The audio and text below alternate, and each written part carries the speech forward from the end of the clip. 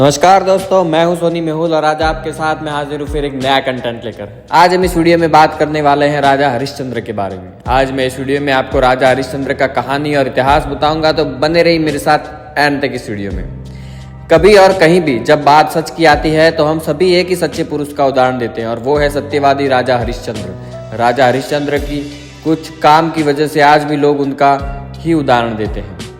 आज तक हिंदुस्तान की पवित्र भूमि पर कई महापुरुषों ने जन्म लिया, जिन्होंने अपने प्रखर व्यक्तित्व से पूरे दुनिया को जीवन जीने का एक नया आयाम दिया। भारतीय इतिहास में एक ऐसे ही महान राजा हरिश्चंद्र, जिन्होंने पूरे मानव संप्रदाय को सत्य के पथ पर चलने के लिए उत्साहित किया। महाराजा हरिश्चंद्र अपने सत्यवादी विचारधारा के लिए जाने जाते हैं, जो अपने पूरे जीवन में कभी भी सत्य के पथ से नहीं डगमगाए। इतिहास में राजा महाराजा तो बहुत हुए होंगे, लेकिन महाराजा हरिश्चंद्र के जैसे आज तक कोई नहीं हुआ। आज भी जब कभी सत्य का उदाहरण देना होता है तो लोग हमेशा राजा हरिश्चंद्र की ही बात करते हैं। महाराजा हरिश्चंद्र रघुवंशी थे। रघुवंश को दूसरी भाषा में इक्ष्वाकु वंशी और सूर्यवंशी के नाम से जाना जाता है। राजा हरिश्चंद्र जी ने अपने पूरे जीवन काल में बहुत कष्ट सहे, लेकिन फिर भी उन्होंने कभी भी सत्य के पथ को नहीं त्यागा। उन्हें विशेषकर हिंदू धर्म में काफ़ी मान्यता दी जाती है, जिसके वे हकदार भी हैं। हिंदू धर्म के कुछ विशेष ग्रंथों में भी महाराजा हरिश्चंद्र का उल्लेख मिलता है। सत्यमूर्ति राजा हरिश्चंद्र हमेशा धर्म का पालन करते थे। वे बहुत शक्तिशाली और दयावान सम्राट थे, जो अपनी प्रजा के साथ हमेशा एक पिता की भांति न्याय करते थे। लगभग 6000 ईसा पूर्व में हिंदू पंचांग के पोष माह में शुक्ल पक्ष की पूर्णिमा के दिन राजा हरिश्चंद्र का जन्म अयोध्या की पवित्र माटी पर एक सूर्यवंशी राजघराने में हुआ। उनके पिता रघुवंशी राजा सत्यव्रत थे। बचपन से ही हरिश्चंद्र बड़े पराक्रमी थे। माता पिता के उत्कृष्ट संस्कारों के परिणाम स्वरूप बालक हरिश्चंद्र में भी दया दान की भावना विकसित हो गई। जब राजा हरिश्चंद्र ने राजा पाठ संभाला तो उन्होंने राजसूय यज्ञ करके चारों दिशाओं में अपना परचम लहराया। ये वो समय था जब अखंड भारत में ऐसा कोई राजा नहीं बचा था जो उनकी बराबरी कर सके। राजा हरिश्चंद्र का विवाह राजकुमारी तारामती से हुआ। विवाह के पश्चात तारामती और राजा हरिश्चंद्र को बहुत लंबे समय तक संतान की प्राप्ति नहीं हुई। राजा अपने कुलगुरु महर्षि वशिष्ठ जी के पास संतान प्राप्ति का आशीर्वाद लेने गए, जहां महर्षि वशिष्ठ ने उन्हें संतान प्राप्ति का एक उपाय बताया। महाराजा हरिश्चंद्र ने अपने कुल गुरु के आदेशानुसार जलदेव वरुण जी की आराधना प्रारंभ कर दी। राजा की कर्म निष्ठा से प्रसन्न होकर भगवान वरुण ने उन्हें संतान प्राप्ति का आशीर्वाद दिया। राजा हरिश्चंद्र और उनकी पत्नी तारामती को पुत्र प्राप्ति हुई, जिसका नाम रोहिताश्व रखा गया। ऐसा कहा जाता है कि एक बार स्वर्गलोक में सभी देवताओं और ऋषियों के बीच ये विचार विमर्श किया जा रहा था कि मृत्युलोक के किस प्राणी को स्वर्गलोक में स्थान दिया जा सकता है। देवताओं के राजा इंद्रदेव की राजसभा में महर्षि विश्वामित्र तथा महर्षि वशिष्ठ जैसे कई तेजस्वी महान आत्माएं उपस्थित थी। महर्षि वशिष्ठ जी ने धरती लोक से महाराजा हरिश्चंद्र को स्वर्ग के पात्रता के लिए अपना मत रखा, लेकिन महर्षि विश्वामित्र ने इसे स्वीकार नहीं किया। नतीजा ये निकला कि यदि राजा हरिश्चंद्र सच में स्वर्गलोक की पात्रता पाने के लिए सक्षम है तो उन्हें परीक्षा देनी होगी।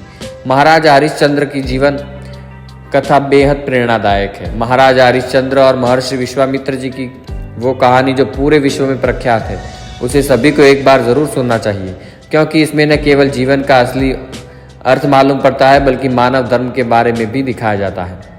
एक बार राजा हरिश्चंद्र के सपने में गेरुआ वस्त्र धारण किए हुए एक साधु आए, जिन्होंने सम्राट के उनका पूरा राजपाट दक्षिणा में मांग लिया। राजा इतने दयालु थे कि वे कभी अपनी शरण में आए हुए किसी भी साधु को खाली हाथ नहीं लौटते थे। इसलिए राजा हरिश्चंद्र ने अपना पूरा राज्य उन साधु के नाम कर दिया। अगले दिन जब सवेरा हुआ तो राजा के दरबार में एक साधु ने दर्शन दिए। महाराजा हरिश्चंद्र को साधु ने अपना सपना याद करवाया, जिसमें उन्होंने अपना सारा राजपाट साधु के नाम कर दिया था। जैसे ही हरिश्चंद्र जी को अपना सपना स्मरण हुआ तो बिना किसी देरी के उन्होंने हाँ भी भरी और अपना विशाल राज्य उन साधु के नाम कर दिया। दरअसल साधु के वेश में वो महात्मा और कोई नहीं बल्कि स्वयं महर्षि विश्वामित्र थे, जो राजा हरिश्चंद्र की परीक्षा लेने आए थे। इसके आगे साधु ने राजा से दक्षिणा मांग की। हरिश्चंद्र जी ने अपने सिपाहियों को शाही खजाने से भेंट लाने को कहा, लेकिन साधु ने उन्हें स्मरण कराया कि राजा ने तो पहले ही सब कुछ साधु के नाम कर दिया है, तो वो राजकोष में से खजाना भला उन्हें दक्षिणा के रूप में कैसे दे सकते हैं। राजा हरिश्चंद्र बड़े दुविधा में पड़ चुके थे। उसी बीच साधु ने क्रोध में आकर उनसे कहा कि यदि आप मुझे दक्षिणा नहीं दे सकते तो आप मेरा अपमान कर रहे हैं। राजा ने साधु को आश्वासन देते हुए कहा कि हे देवात्मा, मैं आपको दक्षिणा जरूर दूंगा, बस मुझे कुछ समय दीजिए।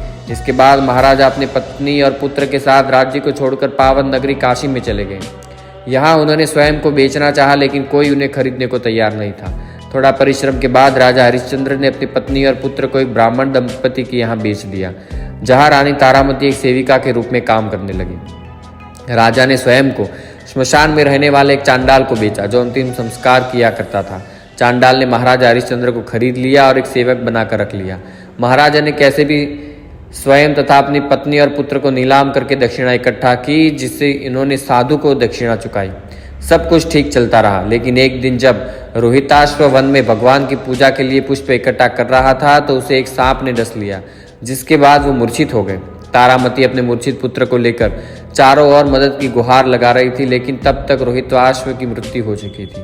तारामती अपने पुत्र के मृत शरीर का अंतिम संस्कार करने के लिए श्मशान पहुंची तो वहां उनकी मुलाकात अपने पति राजा हरिश्चंद्र से हुई। तारामती ने पुत्र की मृत्यु की बात बताई और बताया कि उनके पास श्मशान कर चुकाने के लिए कुछ भी नहीं है, लेकिन फिर भी राजा हरिश्चंद्र जी अपने मालिक के प्रति वफादार रहे और बिना श्मशान कर चुकाए अपने खुद के पुत्र का अंतिम संस्कार भी करने से इनकार कर दिया। विवश होकर तारामती ने साड़ी का आंचल फाड़कर श्मशान कर चुकाने का निश्चय किया। जैसे ही रानी तारामती ने अपना आंचल फाड़ने की चेष्टा की, उसी क्षण आकाश में से मेघ गर्जना हुई और एक आकाशवाणी हुई। उस आकाशवाणी में महर्षि विश्वामित्र जी ने महाराज हरिश्चंद्र को आशीर्वाद दिया और साथ ही अपने पुत्र रोहिताश्व को भी जीवित कर दिया तथा साथ ही उनका पूरा राजपाट ज्यों का त्यों वापस लौटा दिया। उसी क्षण श्मशान में ही देवताओं ने राजा हरिश्चंद्र और तारामती पर पुष्प वर्षा की।